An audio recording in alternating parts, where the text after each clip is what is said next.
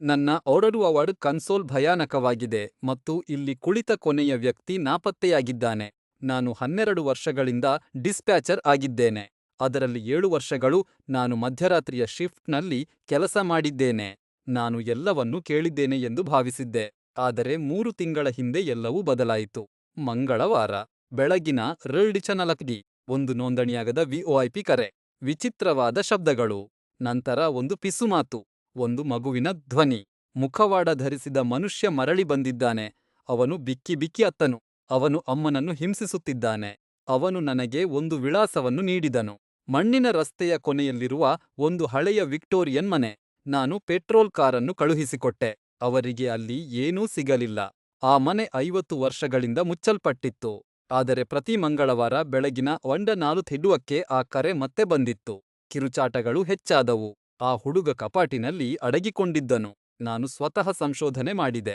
ಔರತನೋಳಿ 13 ಆ ಮನೆಯಲ್ಲಿ ಒಂದು ಕುಟುಂಬವನ್ನು ಕೊಲ್ಲಲಾಗಿತ್ತು. ಬಿಳಿ ಮುಖವಾಡ ಧರಿಸಿದ ವ್ಯಕ್ತಿಯೊಬ್ಬ ಸಂಶಯಾಸ್ಪದನಾಗಿದ್ದನು. 8 ವರ್ಷದ ಮಗ. ಅವನು ನಾಪತ್ತೆಯಾಗಿದ್ದನು. ನಾನು ನನ್ನ ಮೇಲ್ವಿಚಾರಕನಿಗೆ ವಿಷಯ ತಿಳಿಸಿದೆ. ಅವರು ನನ್ನನ್ನು ಅತ್ಯಂತ ಭಯದಿಂದ ನೋಡಿದರು. ನಾನು ಯಾರ ಜಾಗಕ್ಕೆ ಬಂದೆನೋ ಆ ವ್ಯಕ್ತಿಯ ಬಗ್ಗೆ ಅವರು ಹೇಳಿದರು. ಅವನಿಗೂ ಕೂಡ ಇದೇ ರೀತಿಯ ಕರೆಗಳು ಬಂದಿದ್ದವು. ಅವನು ಇದರ ಬಗ್ಗೆ ಹುಚ್ಚನಾಗಿದ್ದನು. ನಂತರ ಒಂದು ರಾತ್ರಿ ಅವನು ಸುಮ್ಮನೆ ಹೊರಟು ಹೋದನು. ಅವನು ಈ ಭೂಮಿಯಿಂದಲೇ ಮಾಯವಾದನು. ನನ್ನ ಬಾಸ್ ನನಗೆ ಒಂದು ಆದೇಶ ನೀಡಿದರು.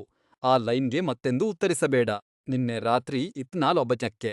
ಆ ಲೈನ್ ಬೆಳಗಿದ್ದುಕು. ನಾನು ನನ್ನನ್ನು ತಡೆಯಲಾಗಲಿಲ್ಲ. ನಾನು ಕರೆ ಸ್ವೀಕರಿಸಿದೆ. ಆ ಹುಡುಗ ಕಿರುಚುತ್ತಿದ್ದನು. ಅವನು ನನ್ನನ್ನು ಹಿಡಿದಿದ್ದಾನೆ. ದಯವಿಟ್ಟು ನನಗೆ ಸಹಾಯ ಮಾಡಿ. ನಾನು ಕರೆಯನ್ನು ಕಟ್ ಮಾಡುವ ಬಟನ್ ಒತ್ತಲು ಮುಂದಾದೆ. ಆದರೆ ಆಗ ಧ್ವನಿ ಬದಲಾಯಿತು. ಅದು ಇನ್ನು ಮುಂದೆ ಆ ಹುಡುಗನ ಧ್ವನಿಯಾಗಿರಲಿಲ್ಲ. ಅದೊಂದು ಮನುಷ್ಯನ ಧ್ವನಿಯಾಗಿತ್ತು. ಗಡಗಡದ ಭಯಭೀತರಾದ ಧ್ವನಿ. ಅದು ನಾಪತ್ತೆಯಾಗಿದ್ದ ಆ ಡಿಸ್ಪ್ಯಾಚರ್ ಧ್ವನಿಯಾಗಿತ್ತು. ಅವನು ಪಿಸುಗುಟ್ಟಿದನು. ಅವನು ನಿನ್ನನ್ನು ನೋಡುತ್ತಿದ್ದಾನೆ. ಈ ಲೈನ್ ಮೂಲಕ. ಅವನು ನೇರವಾಗಿ ನಿನ್ನನ್ನೇ ನೋಡುತ್ತಿದ್ದಾನೆ. ಎತರ್ಚ